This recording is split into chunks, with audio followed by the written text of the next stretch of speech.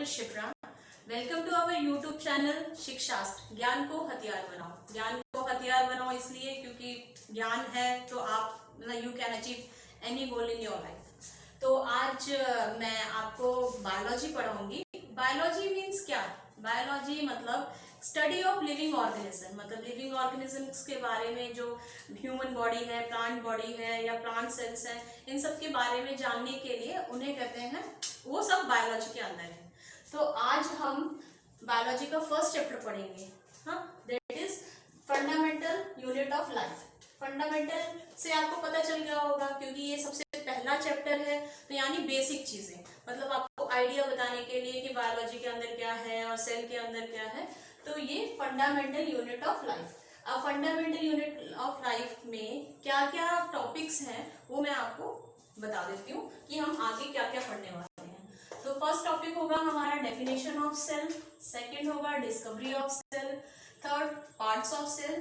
Parts of cell मतलब cell में क्या क्या पार्ट्स हो सकते हैं, तो cell wall, cell membrane, that is also called plasma membrane, cytoplasm, nucleus, cell organelle. Cell organelles में भी कुछ पार्ट्स हैं जैसे एंडोप्लाज्मिक रेटिकुलम, उसे हम ईआर भी बोलते हैं, mitochondria, lysosomes, plastid, Golgi apparatus, vacuoles. And cell last part है सेल डिवीजन, उसमें दो पार्ट्स हैं, माइटोसिस एंड मियोसिस। और ये सब आपको अगर राइट डाउन करना है देन राइट कर लीजिए, अदर लीजिए, नहीं तो हमारे डिस्क्रिप्शन में लिंक दी है, उसमें आपको इस सब का पीडीएफ मिल जाएगा।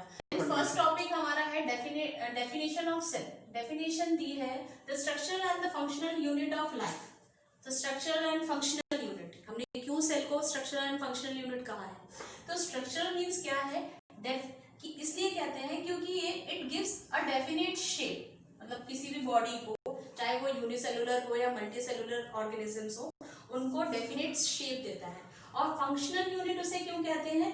ई cell has the capacity to perform certain basic functions. मतलब हर सेल की ना एक मतलब खासियत होती है कि वो एक मतलब पर्टिकुलर चीज वो करती है। जैसे एग्जांपल्स में हम ले लेते हैं, एग्जांपल्स में कि अगर जो बॉडी में हर्ट है, ह्यूमन बॉडी में हर्ट है, वो किसका काम करता है? टू पंप ब्लड, बॉडी में ब्लड पंप करता है। स्टमक है, वो किसका काम करता है, मतलब उसका क्या फंक्शन है? टू डाइजेस्ट द फूड, ठीक है। तो ऐसे ही सेल जो है, वो सेल की एक कैपेसिटी होती है कि वो एक पर्टिकुलर फंक्शन यूज करती है, तो उसको कहते हैं फंक्शनल यूनिट, ठीक है। अब आता है, अब नेक्स्ट हम पढ़ते हैं features of cell. Features of cell में क्या होता है, जो ऑर्गेनिजम्स होते हैं वो ना बहुत डिफरेंट टाइप के सेल से बने होते हैं और उनके सेल प्रोडक्ट से बने होते हैं। तो अब आप बोलेंगे तो वो कैसे, क्या क्या होते हैं एग्जाम्पल्स में, मतलब एग्जाम्पल क्या, they might be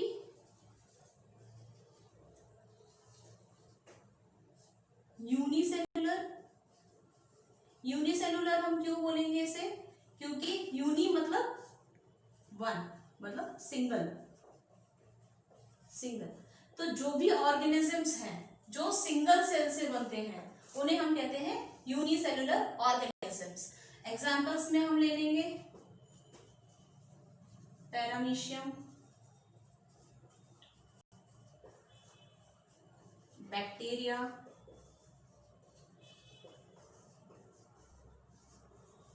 algae, paramecium, bacteria, algae. और जो द ऑर्गेनिजम्स, जो ऑर्गेनिज्म मल्टीपल सेल से बनते हैं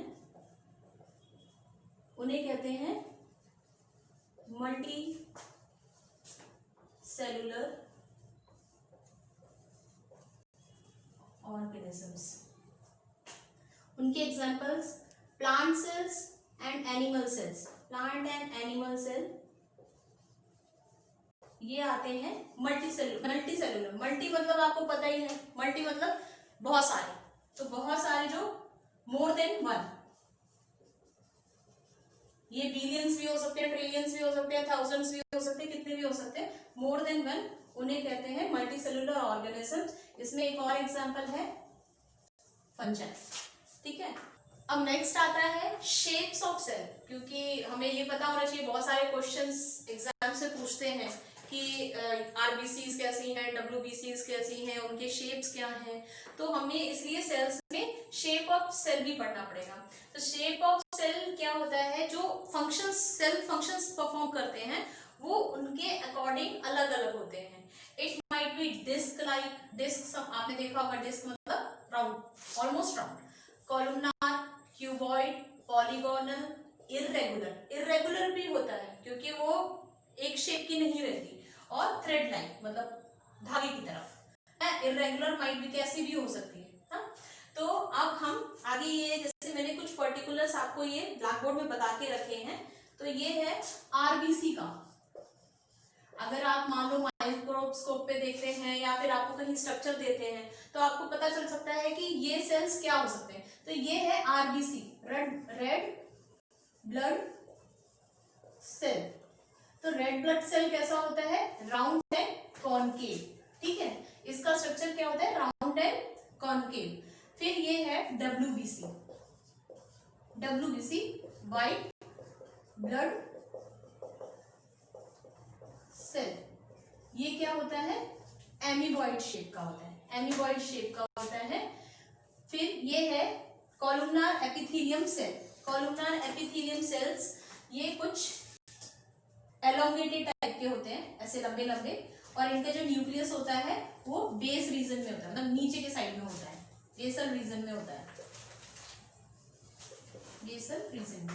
ये है ट्रैकिड जो एलोंगेटेड होता है, लंबा होता है।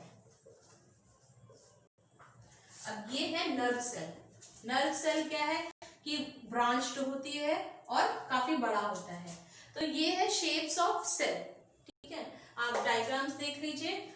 ये कुछ एग्जांपल्स के लिए मैंने आपको डायग्राम ड्रॉ करके बताए हैं, और बाकी के एग्जांपल्स आपको नोट्स में मिल जाएंगे, ठीक है। अब नेक्स्ट क्वेश्चंस एग्जाम्स में पूछते हैं कि सबसे स्मॉलेस्ट, सबसे लार्जेस्ट, सबसे लॉन्गेस्ट सेल क्या है। तो उसके लिए आपको कम से कम उसके कितने वो माइक्रोमीटर का होता है, क्या है उसका साइज क्या है, वो मैं आपको कुछ क्वेश्चंस जो एग्जाम्स में आते हैं, ये की पॉइंट्स है, उनको आप राइट डाउन कर लो कि सबसे स्मॉलेस्ट सेल, अगर आपसे पूछते हैं कि सबसे स्मॉलेस्ट सेल कौन सा है, तो सबसे स्मॉलेस्ट सेल होता है माइकोप्लाज्मा, माइकोप्लाज्मा, ठीक है, जो 0.3 माइक्रोमीटर इसका साइज रहता है, माइकोप्लाज्मा, ठीक है। Mycoplasma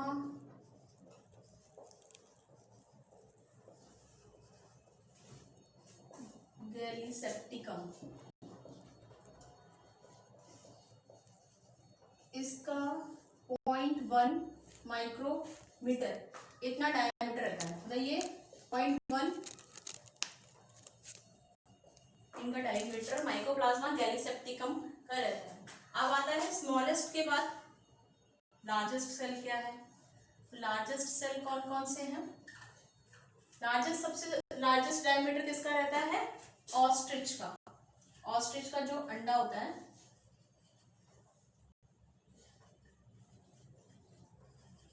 egg of an ostrich, largest cell वही है। अब अगर आप बोलते हैं कि ह्यूमन बॉडी में, ये तो ओवरऑल हो गए कि स्मॉलेस्ट और लार्जेस्ट कौन कौन से हैं। अब ह्यूमन बॉडी में अगर आपसे पूछते हैं कि स्मॉलेस्ट सेल कौन सा है, तो स्मॉलेस्ट है स्पर्म, जो मेल में पाया जाता है, और लार्जेस्ट है ओवम, जो फीमेल में पाया जाता है, ठीक है। अब लॉन्गेस्ट पूछते हैं कि लॉन्गेस्ट कौन सा सेल होता है। लार्जेस्ट और लॉन्गेस्ट में डिफरेंस, बहुत से लोग कंफ्यूज हो जाते हैं कि अगर क्वेश्चन में आता है कि which is the longest cell, तो आदमी मतलब आप लोग ये ना सोचें कि लार्जेस्ट मतलब बड़ा सेल कौन सा है, लॉन्गेस्ट मतलब लंबा सेल। तो लंबा सेल कौन सा है, nerve cell, nerve cell, neurons, neurons. अब कुछ अब रैंडमली हम और अपनी सिर्फ नॉलेज बढ़ाने के लिए हम कुछ उनके आरबीसी जो सेल्स होते हैं उन कितना डायमीटर होता है 7 माइक्रोमीटर. ये सब डायमीटर्स में है.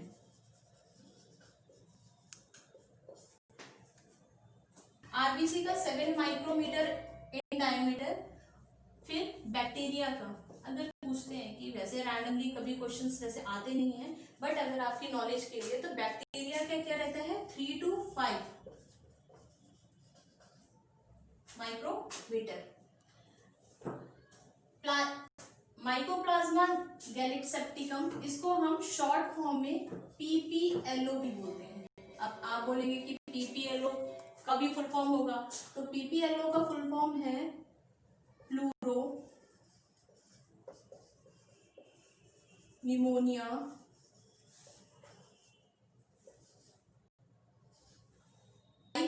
ऑर्गेनिज्म.